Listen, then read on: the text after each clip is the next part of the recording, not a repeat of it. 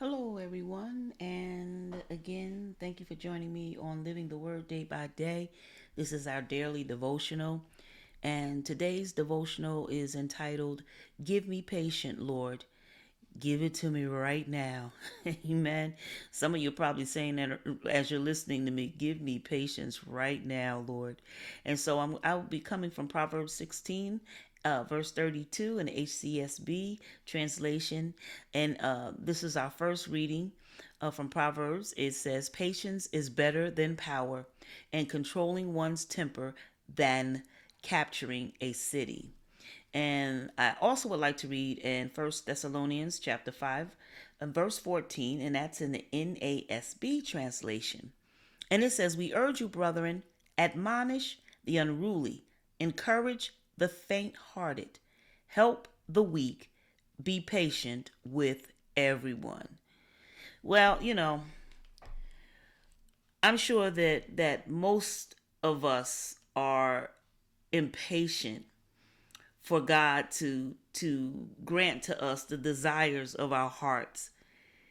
Usually we know what we want, and we know precisely what we want and when we want it. And most of the time we want it right now because our society is, have it your way. And not only is our society that stresses have it your way, but we're a people that want it right now. And so if we can't have it right now, we want it real soon. But God, he might have other plans. And we know our God. We're not on his timetable. Amen. And he's not on our timetable. He's God. And he does what he wants when he wants. Amen. So we have to get with his program. So a lot of times we want God to move, and we want him to move right now. But when God's plans are different from our own, what I want to say to you on today is that we have to trust in his wisdom and in his perfect timing. He knows our end from the what? The beginning. He knows our purpose. He knows the plans for our lives. We say that all the time. And so, although we may want things to come to pass right now, or, we need it at this moment, God knows that maybe this is not the right timing for that particular thing to happen in your life.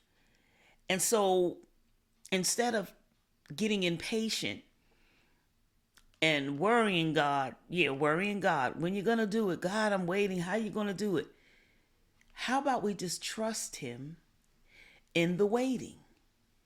Because what I've found out is that he has my back. And what I know about my God is that whenever that thing opens up, whenever he does that thing that I've been praying for and waiting for, it's going to be all right. It's going to be good. So, what we have to do, we have to learn to be patient and trust God in his timing. When it comes, it's going to come at the right time and not necessarily when you want it to happen. And so, we're busy people. We're busy people, and we live in a fast paced world. And most of us find that waiting for God is difficult. But God tells us to be patient in all things. So, guess what? If God tells us that we have to be patient in all things, we have to be patient. We have to not only be patient with God, we have to be patient with our coworkers. We must be patient with our families, our friends, associates. We have to be patient. And we know that's one of the fruit of the Spirit, or part of the fruit of the Spirit. Amen. Let me say that. It's part of the fruit of the Spirit. So we have to be patient, people. We have to also be not only patient with the list that I've just gone through, but we have to be patient, and I'll say it again. We've got to be patient with God. Just wait on the Lord and be of good courage. Amen. So wait on him. Be patient with him as he unfolds his plans for our lives. After all, when you think about it, when you really think about it, just imagine and appreciate on today how patient God has been with us. Something to think about, right?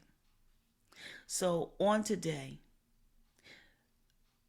I'm encouraging you, and not just today, tomorrow, the next day, throughout the week. Be patient. God bless.